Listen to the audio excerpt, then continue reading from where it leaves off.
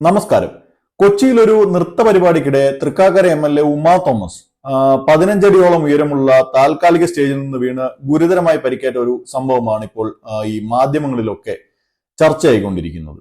ഇതുമായി ബന്ധപ്പെട്ട പല ഫോളോ അപ്പ് വാർത്തകളും അതുപോലെ സോഷ്യൽ മീഡിയയിലൊക്കെ ചർച്ചകളും ഒക്കെ സജീവമായി നടക്കുന്നുണ്ട്. പോലീസ് കുറ്റക്കാർക്കെതിരെ നിയമ നടപടി സ്വീകരിച്ചു തുടങ്ങിയതായും മനസ്സിലാക്കാൻ കഴിയുന്നു. അപ്പോഴും സുരക്ഷ അല്ലെങ്കിൽ സേഫ്റ്റി എന്ന വിഷയത്തെക്കുറിച്ച് ഗൗരവകരമായ ചർച്ചകളൊന്നും തന്നെ നടക്കുന്നില്ല എന്നത് ദൗർഭാഗ്യകരമാണ്. പൊതുവെ നമ്മുടെ നാട്ടിൽ സുരക്ഷ അഥവാ സേഫ്റ്റി എന്നത് ഒരു ലക്ഷറിയായോ അല്ലെങ്കിൽ ഒരു അനാവശ്യമായോ ഒക്കെയാണ് കണക്കാക്കപ്പെടുന്നത്. വലിയ ജനസംഖ്യയുള്ള ഒരു രാജ്യത്ത്, പ്രത്യേകിച്ച് ഉയർന്ന ജനസാന്ദ്രതയുള്ള നമ്മുടെ നാട്ടിൽ ഏറ്റവും അധികം പ്രാധാന്യം കൊടുക്കേണ്ട അല്ലെങ്കിൽ പ്രാധാന്യമുള്ള ഒരു സംഗതി തന്നെയാണ് ഈ സുരക്ഷാ പ്രോട്ടോകോളുകൾ പാലിക്കുക എന്നുള്ളത്. നമ്മുടെ നാട് ഒരർത്ഥത്തിൽ ആൾക്കൂട്ടങ്ങളുടെ നാടാണ്. ഇവിടെ നടക്കുന്ന ഏറ്റവും ചെറിയ ഒരു വിവാഹ ചടങ്ങിൽ പോലും യൂറോപ്പിലൊക്കെ ഉള്ള ഒരു വലിയ പ്രദേശത്തുള്ള ജനസംഖ്യയേക്കാൾ കൂടുതൽ ആളുകളാണ് പങ്കെടുക്കുന്നത്. വിവാഹം, ഗൃഹപ്രവേശം, മരണം പോലുള്ള സ്വകാര്യ ചടങ്ങുകൾക്ക് പോലും വലിയ ആൾക്കൂട്ടമാണ് ഉണ്ടാവുക. ഇനി മതപരമായ ചടങ്ങുകളൊക്കെ നോക്കുക, അവിടെയൊക്കെ വളരെ വലിയ ആൾക്കൂട്ടമാണ് ഉണ്ടാവുന്നത്. ഗതാഗത സംവിധാനങ്ങളുടെ ഒരു പുരോഗതിയും ഒപ്പം സമൂഹ മാധ്യമങ്ങളിലൂടെയുള്ള പ്രചാരണവും ഒക്കെ കാരണം ഈ പ്രാദേശിക പൂരങ്ങൾക്കും തെയ്യങ്ങൾക്കും ഉറൂസുകൾക്കും പെരുന്നാളുകൾക്കുമെല്ലാം 10,000-കണക്കിന് ആളുകൾ കൂടുന്ന സാഹചര്യമാണുള്ളത്. ഇനി രാഷ്ട്രീയ പാർട്ടികൾ നടത്തുന്ന പരിപാടികൾ നോക്കുക. തെരഞ്ഞെടുപ്പുകൾക്കൊക്കെ മുതിർന്ന നേതാക്കൾ അല്ലെങ്കിൽ ദേശീയ നേതാക്കളൊക്കെ പങ്കെടുക്കുന്ന പ്രചാരണത്തിന് ലക്ഷക്കണക്കിന് അണികൾ അല്ലെങ്കിൽ ആളുകളൊക്കെയാണ് ചെറിയ പട്ടണങ്ങളിലൊക്കെ ഈ രാഷ്ട്രീയ പാർട്ടികൾ കൊണ്ടുവരുന്നത്. ഇതിനെല്ലാം പുറമെയാണ് കൊച്ചിയിൽ നടന്നതുപോലുള്ള സ്വകാര്യ സംഘാടകർ സംഘടിപ്പിക്കുന്ന പരിപാടികൾ. 12,000 ഡാൻസേഴ്സ് ആ പരിപാടിയിൽ പങ്കെടുത്തു എന്നാണ് കേൾക്കുന്നത്. ഒരാൾക്കൊപ്പം 2 പേർ വന്നു എന്ന് തന്നെ കണക്ക് കൂട്ടുക. അതും കുട്ടികളൊക്കെ ആണെങ്കിൽ ഫാമിലി മൊത്തമായും കൂടെ കാണും. ഇതിനൊക്കെ പുറമെയാണ് കാണികൾ. എത്ര വലിയ ക്രൗഡാണ് അവിടെ ഉണ്ടായത് എന്നൊന്ന് ആലോചിച്ച് നോക്കുക. സുരക്ഷാ പ്രോട്ടോകോളുകൾ പാലിക്കുക എന്നത് ഒരു ചോയ്സ് അല്ല, മറിച്ച് നിയമപരമായ ആവശ്യകതയാണ്. വിവിധ നിയമങ്ങളും ചട്ടങ്ങളും പൊതുപരിപാടികളിൽ സുരക്ഷാ നടപടികൾ നടപ്പിലാക്കാൻ നിർബന്ധിതമാക്കുന്നുണ്ട് താനും.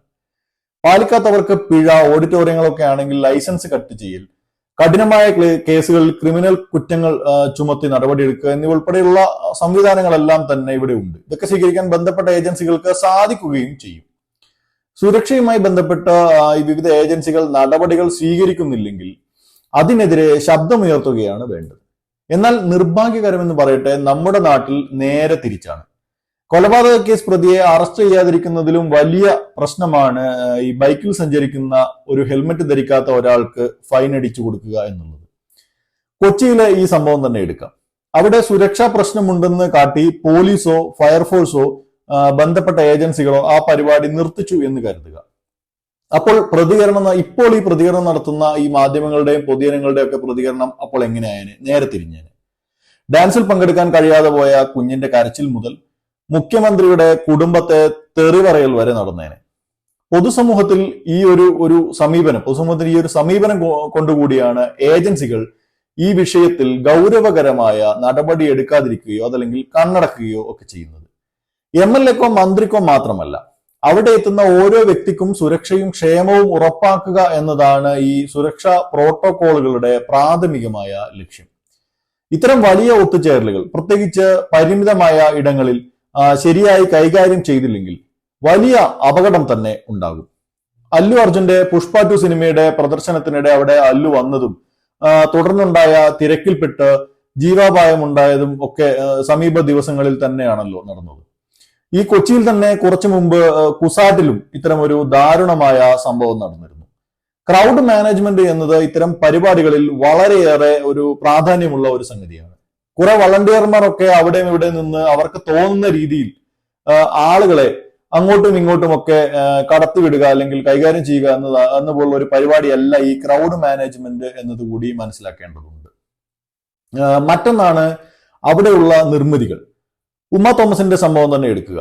15 അടിയോളം ഉയരത്തിൽ താൽക്കാലികമായി നിർമ്മിച്ച വേദിക്ക് ബാരിക്കേഡ് ഇല്ലാത്തതിനാലാണ് ഈ അപകടം ഉണ്ടായത് എന്നാണ് പ്രാഥമികമായി ലഭിക്കുന്ന വിവരങ്ങളിൽ നിന്ന് നമുക്ക് മനസ്സിലാക്കാൻ കഴിയുന്ന ഒരു സംഗതി.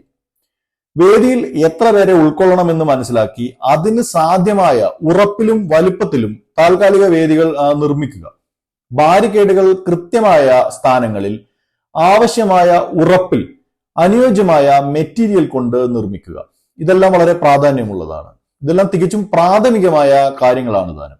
ഘടനാപരമായ തകരാർ കൊണ്ട് മാത്രമല്ല, തീപിടുത്തങ്ങൾ, തിക്കും തിരക്കും ഉണ്ടാവുക തുടങ്ങി വിവിധ കാരണങ്ങളാൽ ഈ ക്രൗഡിലൊക്കെ അപകടം സംഭവിക്കാം. ഈ അപകട സാധ്യതകൾ പരിഹരിക്കുന്നതിനും സുരക്ഷിത ഇവന്റ് മാനേജ്മെന്റിനുള്ള മാർഗനിർദ്ദേശങ്ങൾ നൽകുന്നതിനുമാണ് ഈ സുരക്ഷാ പ്രോട്ടോകോളുകൾ രൂപകൽപ്പന ചെയ്തിരിക്കുന്നത് തന്നെ. ഈ പ്രോട്ടോകോളുകൾ പാലിക്കുന്നതിലൂടെ സംഘാടകർക്ക് അപകടങ്ങൾ തടയാനും സുഗമവും വിജയകരവുമായ ഇവന്റ് ഉറപ്പാക്കാനും സാധിക്കും. നമ്മുടെ നാട്ടിൽ വിവാഹമൊക്കെ നടക്കുമ്പോൾ മൊത്തത്തിൽ മൂടിക്കെട്ടി പന്തലിടുക, അതിനുള്ളിൽ തന്നെ ഈ ഗ്യാസ് സിലിണ്ടറുകളൊക്കെ ഉപയോഗിച്ച് തികച്ചും പ്രാദേശികമായിട്ട് നിർമ്മിക്കുന്ന ഈ സ്റ്റൗവിലൊക്കെ പാചകം ചെയ്യുക, ഇതെല്ലാം തന്നെ ഒരു സുരക്ഷാ പ്രോട്ടോകോളും പാലിക്കാതെയാണ്. വളരെ അലക്ഷ്യമായ വയറിംഗ് ഉപയോഗിച്ചാണ് ഈ വൈദ്യുത അലങ്കാരങ്ങളൊക്കെ തുണിപ്പന്തലുകളിൽ ചെയ്യുന്നത്. 1000-ഓ 2000-ഓ പേര് കൂടുന്ന വിവാഹ പന്തലിലൊക്കെ ആളുകൾ കൂടി പുറത്തേക്ക് കടക്കാൻ ആവശ്യമായ വലുപ്പത്തിൽ വഴി പോലും ഉണ്ടാവാറില്ല. പരിപാടികൾ നടക്കുന്ന ഇടങ്ങളിൽ മാത്രമല്ല, കൂടുതൽ ആളുകളുള്ള വിദ്യാഭ്യാസ സ്ഥാപനങ്ങൾ, ഓഫീസുകൾ എന്നിങ്ങനെ എല്ലായിടത്തും ഈ സുരക്ഷാ പ്രോട്ടോകോൾ അത്യാവശ്യമാണ്. 2019 സൂറത്തിലെ ഒരു കോച്ചിങ് സെന്ററിൽ ഉണ്ടായ തീപിടുത്തത്തിൽ 22 വിദ്യാർത്ഥികളുടെ ജീവനാണ് നഷ്ടപ്പെട്ടത്. ഷോർട്ട് സർക്യൂട്ട് മൂലമാണ് തീപിടുത്തം ഉണ്ടായത്. ഫയർ എക്സ്റ്റിംഗ്വിഷറുകളും അലാറങ്ങളും ഉൾപ്പെടെ ശരിയായ ഒരു അഗ്നി സുരക്ഷാ സംവിധാനങ്ങളും ആ കെട്ടിടത്തിന് ഇല്ലായിരുന്നു. തീയണക്കാനുള്ള സൗകര്യമില്ലാത്തതിന് ഒരു കെട്ടിടത്തിന് ലൈസൻസ് നൽകിയില്ലെങ്കിൽ ആ ഉദ്യോഗസ്ഥനെ ചാടിക്കടിക്കുന്ന സമൂഹമാണ് നമ്മുടെ ഇവിടെ ഉള്ളത് എന്നുകൂടി ഓർക്കുക. 2015 ആന്ധ്രാപ്രദേശിൽ ഗോദാവരി പുഷ്കരലോത്സവത്തിനിടയിൽ ഉണ്ടായ തിക്കിലും തിരക്കിലും പെട്ട 27 പേരാണ് വളരെ ദാരുണമായി മരിച്ചത്. ബാരിക്കേഡുകൾ ഇല്ലാത്തതായിരുന്നു അവിടുത്തെ പ്രശ്നം. കേരളത്തിൽ തന്നെ പരവൂർ പുറ്റിങ്ങൽ ക്ഷേത്ര വെടിക്കെട്ട് ദുരന്തം എല്ലാവർക്കും ഓർമ്മയുണ്ടാകും. 2016 ഏപ്രിൽ നടന്ന അപകടത്തിൽ 110 പേരാണ് കൊല്ലപ്പെട്ടത്. 300-ലധികം പേർക്ക് പരിക്കും സംഭവിച്ചു. സ്ഫോടക വസ്തുക്കൾ കൈകാര്യം ചെയ്യുന്നതിൽ വന്ന വീഴ്ചയാണ് വൻ ദുരന്തത്തിലേക്ക് നയിച്ചത്. വെടിക്കെട്ട് നിരോധിച്ചാലോ അതല്ലെങ്കിൽ ഉത്സവത്തിന് ആന വേണ്ടെന്ന് പറഞ്ഞാലോ ചാടിക്കയറി കടിക്കാൻ വരുന്നവർ ഈ ദുരന്തങ്ങൾക്കൊന്നും മറുപടി പറയില്ല എന്നതുകൂടി ശ്രദ്ധിക്കുക. ഉത്സവത്തിന് ആനയുടെ എണ്ണം കുറച്ചതും വെടിക്കെട്ട് സ്ഥലത്തിന് ആൾക്കൂട്ടത്തിൽ നിന്ന് നിശ്ചയ ദൂരപരിധി നിശ്ചയിച്ചതിലും ഒക്കെ കലിപൂണ്ടവർ തന്നെയാണ് ഈ കൊച്ചിയിലെ നൃത്തവേദിയെ കുറ്റം പറഞ്ഞ് സോഷ്യൽ മീഡിയയിലൊക്കെ ഇങ്ങനെ പ്രതികരിക്കുന്നത് എന്നതുകൂടി രസകരമായ ഒരു കാര്യമാണ്. അപകട സാധ്യത വിലയിരുത്തലും ആസൂത്രണവുമാണ് ഏറ്റവും പ്രധാനപ്പെട്ട സംഗതി ഒരു ഇവന്റ് മാനേജ്മെന്റിൽ. ഏതെങ്കിലും ഇവന്റ് സംഘടിപ്പിക്കുന്നതിന് മുമ്പ് അപകട സാധ്യതകൾ തിരിച്ചറിയുന്നതിന് സമഗ്രമായ ഒരു റിസ്ക് അസസ്മെന്റ് അല്ലെങ്കിൽ റിസ്ക് വിലയിരുത്തൽ നടത്തണം. ഈ വിലയിരുത്തലിൽ വേദി, ജനക്കൂട്ടത്തിന്റെ വലുപ്പം, കാലാവസ്ഥാ സാഹചര്യങ്ങൾ, ഇവന്റുമായി ബന്ധപ്പെട്ട എന്തെങ്കിലും പ്രത്യേക അപകട സാധ്യതകൾ എന്നിവ പോലുള്ള ഘടകങ്ങൾ ഉൾപ്പെടുത്തണം. ഈ വിലയിരുത്തലിനെ അടിസ്ഥാനമാക്കി തിരിച്ചറിഞ്ഞ അപകട സാധ്യതകൾ ലഘൂകരിക്കുന്നതിന് നടപ്പിലാക്കേണ്ട നടപടികളുടെ രൂപരേഖയിൽ വിശദമായ ഒരു സുരക്ഷാ പദ്ധതി വികസിപ്പിക്കണം. അത് യാതൊരു വീഴ്ചയും കൂടാതെ നടപ്പിലാക്കാനും സാധിക്കണം. സ്റ്റേജുകൾ, ടെന്റുകൾ, പ്ലാറ്റ്ഫോമുകൾ തുടങ്ങിയ ഈ താൽക്കാലിക സജ്ജീകരണങ്ങളുടെ ഘടനാപരമായ സമഗ്രത ഉറപ്പാക്കുന്നത് വളരെ നിർണായകമാണ്. ഈ ഘടനകൾ യോഗ്യരായ പ്രൊഫഷണലുകൾ രൂപകൽപ്പന ചെയ്യുകയും നിർമ്മിക്കുകയും വേണം. അവയുടെ ഒരു സ്ഥിരത പരിശോധിക്കുന്നതിന് ഒരു സംവിധാനം അല്ലെങ്കിൽ സ്ഥിരത പരിശോധിക്കുന്ന ഒരു നടപടിക്രമം ഉണ്ടാവണം. വീഴ്ചകളും അപകടങ്ങളും തടയാൻ കൃത്യമായ ബാരിക്കേഡുകളും സുരക്ഷാ വലകളും സ്ഥാപിക്കണം. അതിന്റെ ഒരു ഉറപ്പുവരുത്തണം. ഇവന്റ് മാനേജ്മെന്റിന്റെ നിർണായക വശമാണ് അഗ്നിസുരക്ഷ. ഫങ്ഷണൽ ഫയർ എക്സ്റ്റിംഗ്വിഷറുകൾ, അലാറങ്ങൾ, സ്പ്രിംഗ്ലർ സംവിധാനങ്ങൾ എന്നിവ വേദികളിൽ സജ്ജീകരിച്ചിരിക്കണം.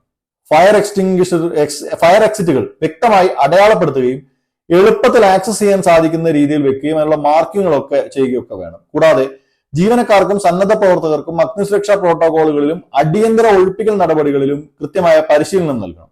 ഫയർ ആൻഡ് സേഫ്റ്റി പ്രൊഫഷണലുകളുടെ സേവനം ഉറപ്പാക്കണം. തിക്കിലും തിരക്കിലും പെട്ട് ഈ അപകടം ഉണ്ടാവുന്നത് തടയാൻ വേണ്ടി അതിൽ പങ്കെടുക്കുന്നവരുടെ ക്രമാനുഗതമായ ചലനം ഉറപ്പാക്കുന്നതിനും ഫലപ്രദമായ ക്രൗഡ് മാനേജ്മെന്റ് അത്യാവശ്യമാണ്. ഇതിൽ ശരിയായ എൻട്രി, എക്സിറ്റ് പോയിന്റുകൾ, നിയുക്ത നടപ്പാതകൾ, പാർക്കിംഗ് ഏരിയ, തിരക്കൊഴിവാക്കാൻ ആവശ്യമായ സ്പേസ് എന്നിവയെല്ലാം ഉൾപ്പെടുന്നു. ജനക്കൂട്ടത്തിന്റെ പെരുമാറ്റം നിരീക്ഷിക്കാനും ആവശ്യമെങ്കിൽ ഇടപെടാനും സുരക്ഷാ ഉദ്യോഗസ്ഥരെ വിന്യസിക്കണം. ഈ CCTV പോലെയുള്ള സംവിധാനങ്ങൾ അവിടെ നിർബന്ധമായും സ്ഥാപിച്ചിരിക്കണം. എമർജൻസി റെസ്പോൺസ് പ്ലാൻ ഉണ്ടായിരിക്കുക എന്നത് പരമപ്രധാനമാണ്. അപ്രതീക്ഷിതമായ എന്തെങ്കിലും സംഭവങ്ങൾ അല്ലെങ്കിൽ അപകടങ്ങൾ ഉണ്ടായാൽ അത് പരിഹരിക്കാൻ ആ ഘട്ടത്തിൽ പ്രതികരിക്കാൻ ഒരു എമർജൻസി റെസ്പോൺസ് പ്ലാൻ ഉണ്ടായിരിക്കണം. ഈ പ്ലാനിൽ അടിയന്തര കോൺടാക്ട് നമ്പറുകൾ, പ്രഥമ ശുശ്രൂഷ സ്റ്റേഷനുകൾ, സ്ഥലമൊഴിപ്പിക്കാനുള്ള പ്രോട്ടോകോളുകൾ എന്നിവ കൃത്യമായി ഉൾപ്പെടുത്തണം. ആവശ്യമായ ആംബുലൻസുകളൊക്കെ സജ്ജീകരിച്ച് നിർത്തണം. സംഘാടകർക്കും അതുപോലെ ഇതിലെ വളണ്ടിയർമാർക്കും ഈ അടിയന്തര നടപടിക്രമങ്ങൾ സംബന്ധിച്ച് നല്ല രീതിയിൽ പരിശീലനം കൊടുക്കണം. പരിപാടിക്ക് മുൻപ് കൃത്യമായ ഒരു മോക്ക് ഡ്രിൽ നടത്തണം. എന്തായാലും ഒരു MLAക്ക് പരിക്കേറ്റ സാഹചര്യത്തിലെങ്കിലും ഇത്തരം വിഷയങ്ങളിൽ ഗൗരവകരമായ രീതിയിൽ ചർച്ചകൾ ഉണ്ടാവുകയും അത് പരിഗണിക്കപ്പെടുകയും ചെയ്യുമെന്ന് കരുതാം. സർക്കാർ ഏജൻസികളെക്കാൾ കൂടുതലായി ഇത്തരം കാര്യങ്ങളിൽ സ്വയം അവബോധം ഉണ്ടാക്കുക എന്നതാണ് പ്രധാനം. സേഫ്റ്റി എന്നത് ഒരു നേരം പോക്കോ അല്ലെങ്കിൽ ഒരു തമാശയോ ലക്ഷറിയോ അല്ലെന്ന ബോധം എല്ലാവർക്കും ഉണ്ടാവട്ടെ. മറ്റൊരു വിഷയവുമായി കാണുന്നത് വരെ നന്ദി, നമസ്കാരം. ഈ വീഡിയോ നിങ്ങൾക്ക് ഇഷ്ടപ്പെട്ടെങ്കിൽ ലൈക്ക് ചെയ്യാനും ഷെയർ ചെയ്യാനും ഒപ്പം ഞങ്ങളുടെ ചാനൽ സബ്സ്ക്രൈബ് ചെയ്യാനും മറക്കരുത്. ഈ വീഡിയോ സംബന്ധിച്ച നിങ്ങളുടെ അഭിപ്രായങ്ങൾ കമന്റായി രേഖപ്പെടുത്തുക. വാർത്താ നെക്സ്റ്റിന്റെ എല്ലാ വീഡിയോയും മറക്കാതെ കാണാൻ നിങ്ങൾ ശ്രദ്ധിക്കുമല്ലോ.